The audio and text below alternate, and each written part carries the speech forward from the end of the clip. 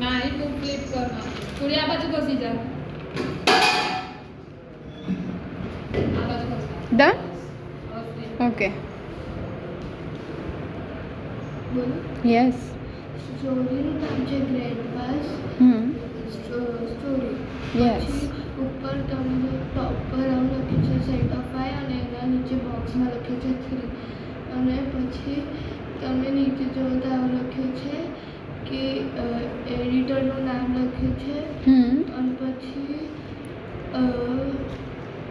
એડિટરનું નામ એડપ્શન પછી એડિટરનું નામ છે Mohanbhai S Patel. Yes very good અને ફર્સ્ટ પેજ આવું લખ્યું છે ગ્રેન્ડ પાસ સ્ટોરીઝ નીચે બ્રેકેટમાં આવું લખ્યું છે story four children. Yes very good first page પર કવર છે ને બ્લુઇશ બેકગ્રાઉન્ડ બ્લુઇશ છે યસ નીચે એક લીવ છે ઓરેન્જ કલરનું કશું છે અને પાછળ તમે જોવો તો આવું લખ્યું છે classic literature four children 21 name છે સ્ટોરીના. વેરી ગુડ પછી એનો બેકગ્રાઉન્ડ યલો અને ગ્રીન છે. યસ આ બુકમાં 30 પેજીસ છે.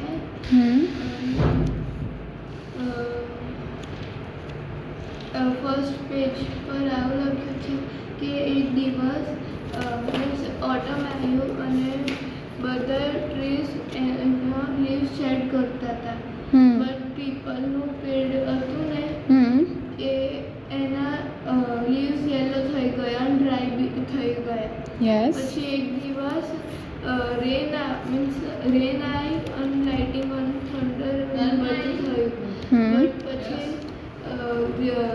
પીપલનું પેડ છે ને એને રિક્વેસ્ટ કરી લવથી કે પ્લીઝ તમે મને પ્રોટેક્ટ કરશો નહીં તો હું મારું બાજુ તૂટી જશે.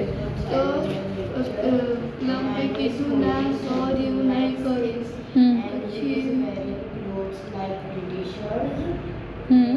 યસ વેરી ગુડ હા સ્વરભ ડન એનું નામ છે ધ સપોર્ટ ઓકે ડન